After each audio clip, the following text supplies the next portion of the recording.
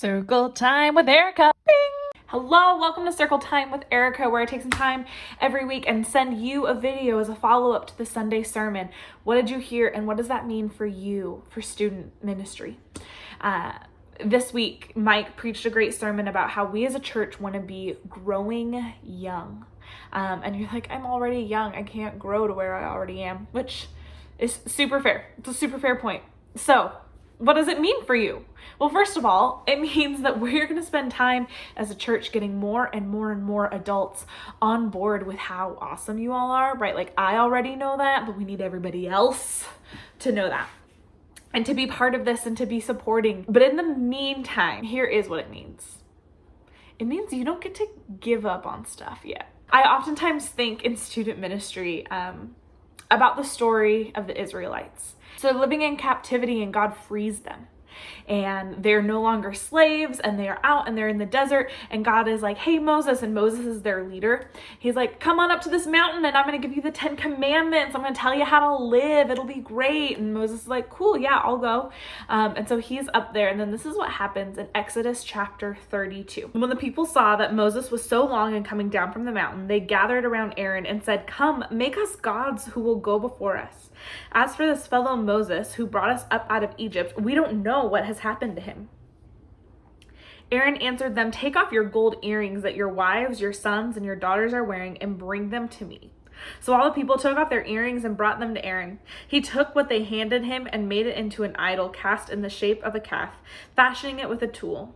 Then they said, these are your gods, O Israel, who brought you up out of Egypt.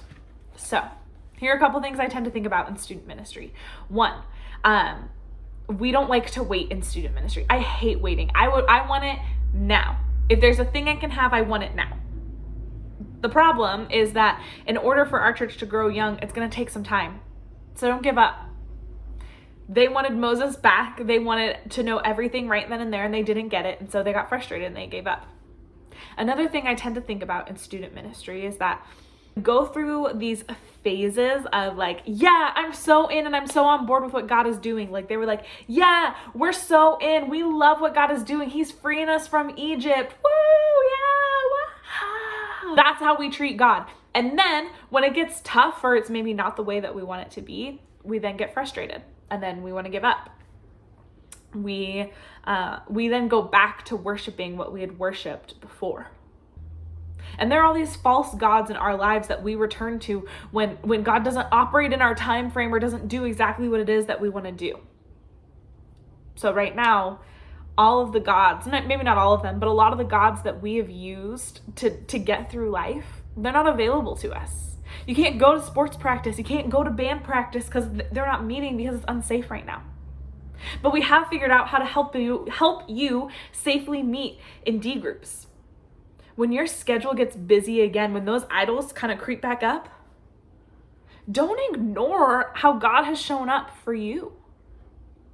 Don't return to worshiping those other things. You are to worship God. We can enjoy those other things, but we cannot worship them. And one of the ways that we show what we are worshiping is where we put our time. So when you are able to go back to all of the things that you've loved, would you stick around here too? Would you continue to be part of Altitude Student Ministry? I don't want you to give up on what we're doing because I think that you're awesome. I know that this season has been really hard, but I have seen incredible creativity from each of you. I have heard wonderful stories about how you're supporting your family or your siblings during this time. And I want you to give up. I want you to keep showing up. I want you to be part of this with us. So, don't worship idols, period. But especially don't return to them when God is not operating quite in the way that you always thought he would. And don't return to them when your life gets super busy again. Keep showing up for God. I hope this week you have an opportunity to dive into your daily rhythm workbook. I hope that this week, if it's your week for D groups, you'll be able to join us. I hope to see you for Mario Kart and Jackbox games. But more than anything, I hope that you just keep pursuing God.